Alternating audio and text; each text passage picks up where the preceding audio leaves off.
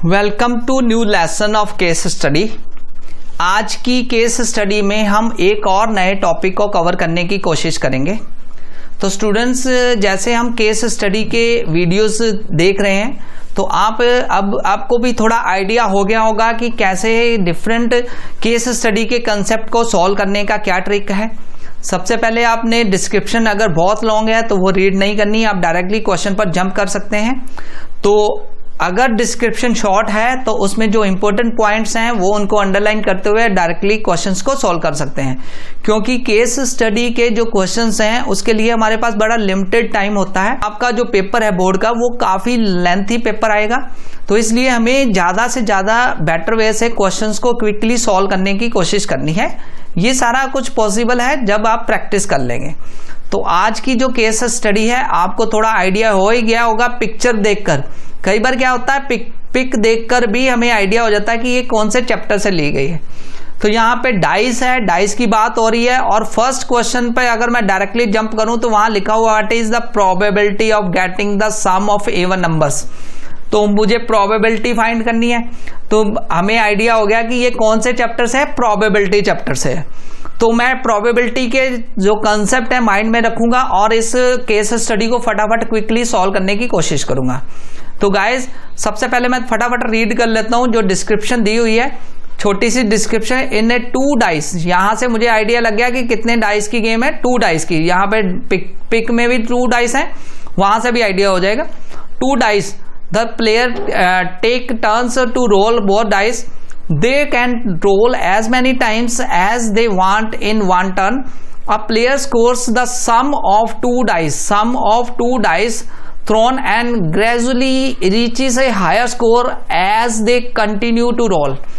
If a single number 1 is thrown on either die, the score for the whole turn is lost. 2 dice is thrown simultaneously. जब 2 dice इकट्ठे फेंके जाते हैं तो क्या होती है सैंपल स्पेस, हमें वो ध्यान में रखना है, वो हमें पता है। तब सैंपल स्पेस होती है 36। ओके, 36 जो आउटकम पॉसिबल टोटल आउटकम्स होते हैं सैंपल स्पेस में, उससे हमने जो क्वेश्चन पुट किया गया है उसको हमने रिलेट करते हुए सॉल्व करने की कोशिश करनी है। तो गाइस, पहले मैं टोटल सैंपल स्पेस लिख देता हूं। सैंपल स्पेस आपको पता ही है 11, 12, 11, 12, 13, 14, 15, 16। मतलब फर्स्ट डाइस पर अगर 1 डाई फेंका गया तो 1 से लेके 6 तक आता है, तो हमने फर्स्ट डाई पे 1 आएगा, बाकी डाइस पे हमने चेंज करते रहना नंबर।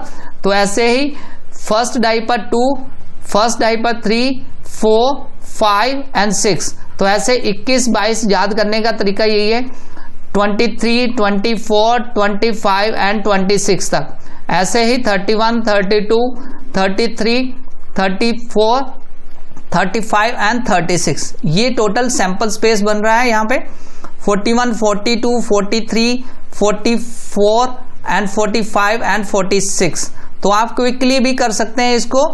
ओके, 51, 61, 52, 62 मैं फटाफट कर देता हूँ, 63, 53, ठीक है, 54, 55, 56 और 64, 65 and 66। This is the total sample space. अब टोटल सैंपल स्पेस से ऑल पॉसिबल जो आउटकम है वो मैंने लिख दिए। अब मैं क्विकली सॉल्व करूंगा। मुझे फाइंड क्या करना है, what is the probability of getting the sum as even number. Even number ढूंढना है, वो नंबर्स जिनका सम इवन है। पहले मैं इवन देख लेता हूं कौन कौन से नंबर होते हैं, 2, 4, 6, 8 और 10 एंड 12। मैक्सिमम 12 इसलिए क्योंकि 2 डिजिट हैं यहाँ पर, 6 और 6, लास्ट जो लिमिट है 6 + 6 12 ही आता है, तो मैक्सिमम 12 ही आएगा इवन नंबर। ओके, इस सैंपल स्पेस के अकॉर्डिंग। तो मुझे वो नंबर ढूंढने हैं जिनका सम 2 हो, 4 हो, 6 हो, 8 हो, 10 हो, 12 हो। तो मैं उसके अकॉर्डिंगली नंबर ढूंढूंगा यहाँ पर। तो फर्स्ट नंबर जो मेरा आता है 1, 1। ओके, नेक्स्ट आ जाएगा मेरा 1, 3, 1, 2 नहीं आएगा, ठीक है। इस केस में आपने ओड नंबर से ही लेने हैं।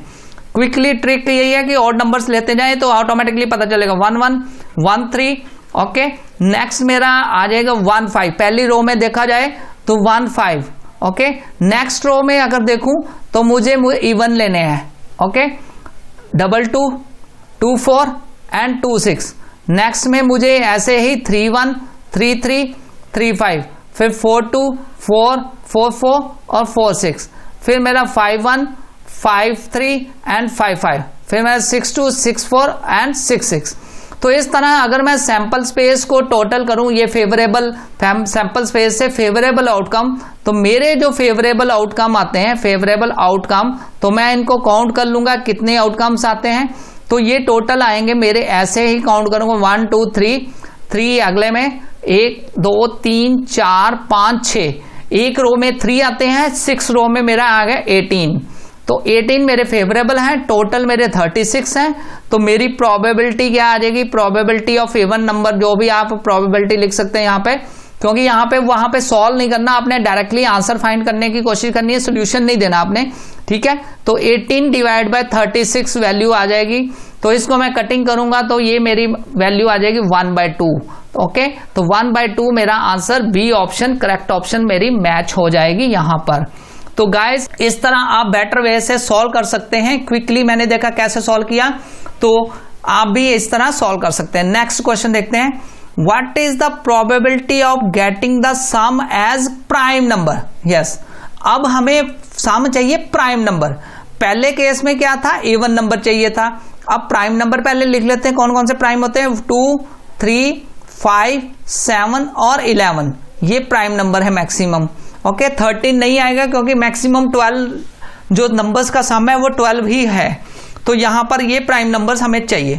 तो फेवरेबल आउटकम्स देख लेता हूं। पहला आ जाएगा मेरा 1 1, ठीक है। नेक्स्ट आ जाएगा 1 2, फिर 2 1 उसका रिवर्स, फिर आ जाएगा 1 4, फिर उसका रिवर्स 4 1, ठीक है। फिर नेक्स्ट आ जाएगा 2 3, फिर 3 2, फिर 1 6 6 1, ठीक है। नेक्स्ट आ जाएगा 2 5 5 2 3 4, ऐसे ही 4 3 6 5 एंड 5 6।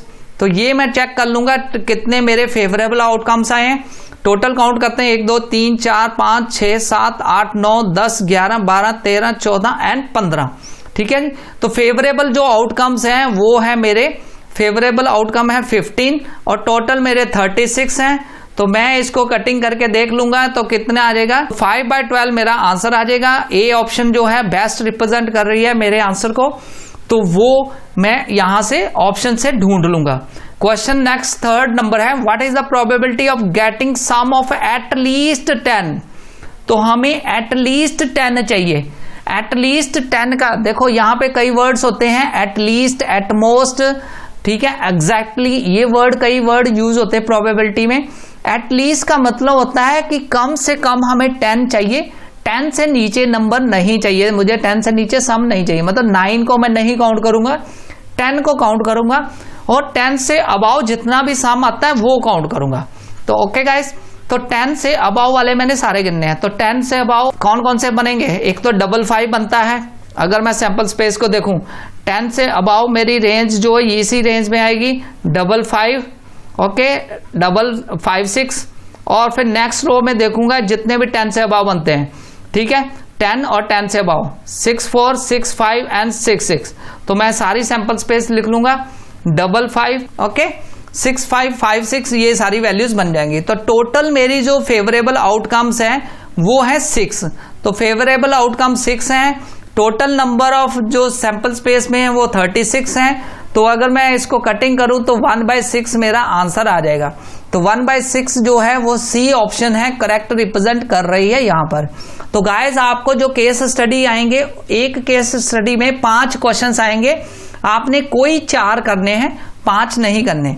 तो अब मैं तो यहां पे 5 के 5 सॉल्व करके आपको दिखा रहा हूं। ओके गाइस, नेक्स्ट क्वेश्चन है, what is the probability of getting a doublet. Doublet का मतलब सेम डिजिट। डबलेट जैसे होता है 1 1 2 2 3 3 4 4 5 5 एंड 6 6, यही डबलेट होता है। लेकिन हमें साथ में दिया हुआ डबलेट ऑफ इवन नंबर, हमें इवन नंबर ही काउंट करने हैं, ऑड नंबर काउंट नहीं करने। तो इवन नंबर के डबलेट अगर बात करूं तो 3 ही आते हैं। तो फेवरेबल का आउटकम 3 है। टोटल सैंपल्स में मेरी 36 है। तो 3/36 मेरी प्रोबेबिलिटी। अब मैं कटिंग कर लूंगा तो वैल्यू आ जाएगी 1/12। बहुत इजी है, बहुत इजी है, मैं बार बार बोल रहा हूं बस आपने कॉन्सेप्ट को फॉलो करना है, तो ए आंसर आपका बेस्ट रिप्रेजेंट करता है। नेक्स्ट क्वेश्चन की तरफ बढ़ते हैं, क्वेश्चन नंबर 5। अब बात करते हैं क्वेश्चन नंबर 5 की। तो ये 5th क्वेश्चन भी फटाफट क्विकली सॉल्व कर लेते हैं। क्वेश्चन क्या कहता है, what is the probability of getting a product number greater than 16।